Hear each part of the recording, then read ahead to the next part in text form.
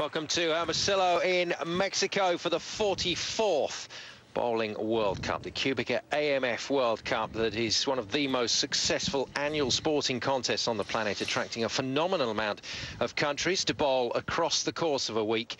And it finally comes down to the shootout between the top three who play off for the semi-final and then progress through after that into the final. It's the final game that we're going to catch up on, and it's the American Eoff straight into the action. He's up against the hotly tipped man from Sweden, 29-year-old Martin Larsen, who's been absolutely on top form in European terms, only eclipsed by a couple of players during the course of the last year. A couple of warm-up balls then left for these guys just to get used to the lanes, and then we'll be away in this fantastic Bowl 300 centre here in Hermosillo. 32-lane facility and a decent crowd turning out for that. I'm delighted to say alongside me in the commentary box is Cass Edwards, former Great Britain international bowler. Cass, you've been involved for many, many years with this World Cup, but my goodness, have we had some decent scoring so far this week.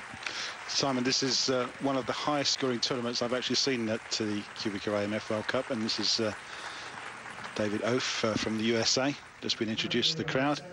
Yeah, 5 300 games this week, 3 in the ladies division and 2 in the men. So as you can see, very high scoring conditions, and this is Martin Larsen from Sweden, just been introduced. They've had their practice balls, and they'll be starting very shortly. Best of 3 games. Yeah, best of 3 games, and if it does go to the decider, it can get very tense indeed.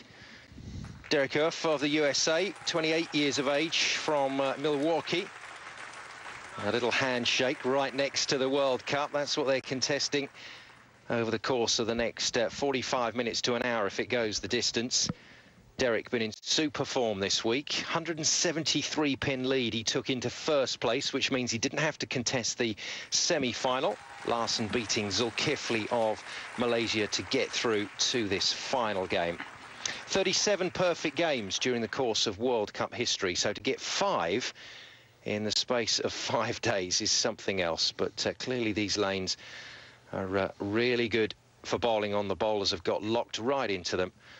And away goes Eoff with his first delivery, not into the pocket at all. A very light hit from the American, and he won't be happy about that. And Cass, maybe the layoff ahead of the final game is going to cost Derek a bit of momentum. Well, surprisingly, he's averaged 230 over the last 40 games for this week, and to be out of the pocket on the first shot is very unusual. Light on the head pin, he's left himself the 2 and the 4 pin, and this should be a straightforward spare. The right-handed American looses off that second delivery.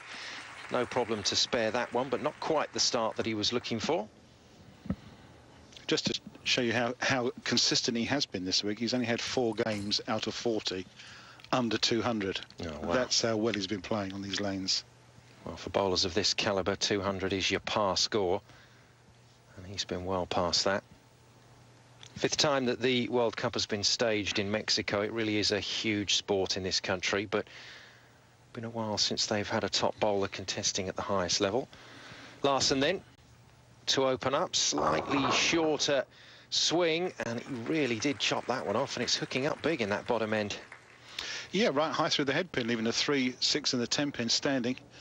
Didn't get the ball quite as wide as he's been playing this week. He's been playing right down the right-hand side of the lane, using the whole width and letting that ball really rip back to the 1-3 pocket for the right-hander.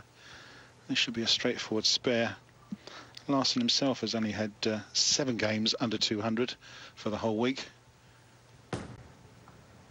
Needs to be quite accurate with this one and takes away a nice spare. Yeah, that's very good work from the Swede, who came through against the Malaysian Zulkifli in the semi-finals. And quite a tense moment for these 2 bowlers. Such a huge week, this World Cup. It really is a difficult event, and very difficult to defend as well, because you don't automatically come back to defend your title. You still have to qualify through from your own country, and that makes it unique as well, Cass. Absolutely, Simon, yes. First of all, you have to beat the best players in your own country, and then you come out to wherever the venue is, and you have to beat probably 20 of the top male players in the rest of the world. So to get to the TV finals is no mean feat. So moves to the next lane, 2-lane format as opposed to single lane. Larsen again, similar sort of line as well, straight through that head pin. And some quizzical looks from both Derek and his coach, the ever-present US coach, Cass. Jerry Edwards, my namesake, yes. She's always there, smiling as ever. And I'm sure she's going to be looking forward to Derek hopefully taking the title for the USA for the second year running. Yes, presided over Bill Hoffman's win last year, the Joker, taking the title for the USA, and a big chance here against Larsen. And again, no, tidies it up very nicely, but that will certainly give Derek Eoff some encouragement. Well, it's early days, and they're just settling into their game, but as I say, they've averaged really high this week. They should have sorted these lanes out, know exactly where they want to play, and just hope they get the right reaction in the very early setup.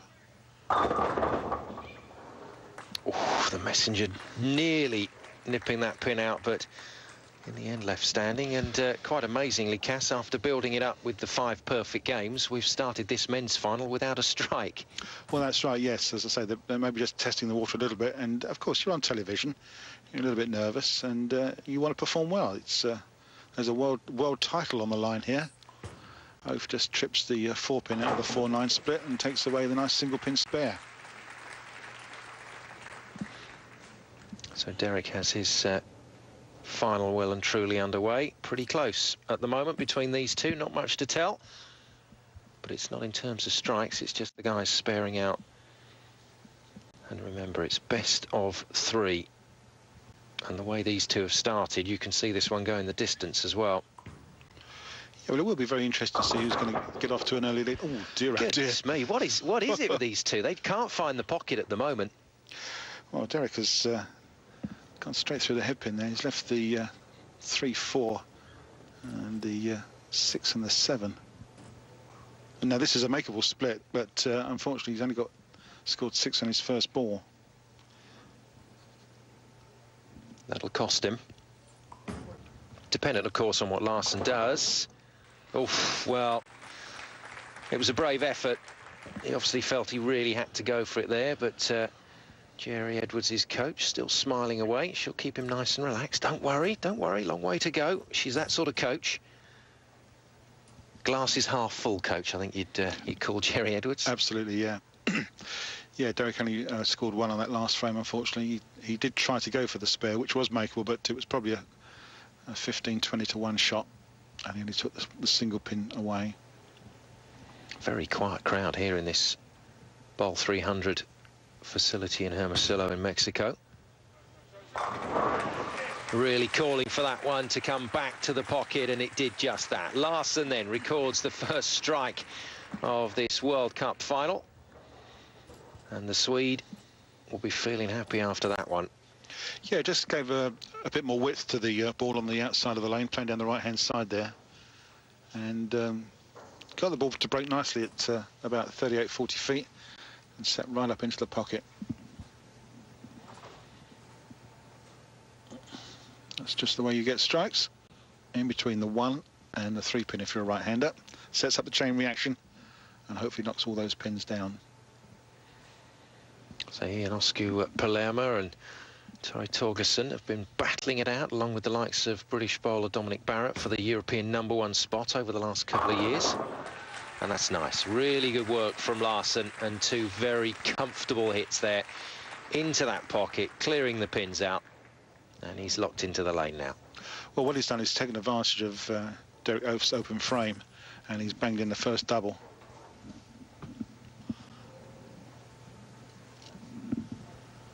And here we see the second strike. Nice bit of rotation on the ball, and it's just off centre of that head pin to the right, and all the pins go down.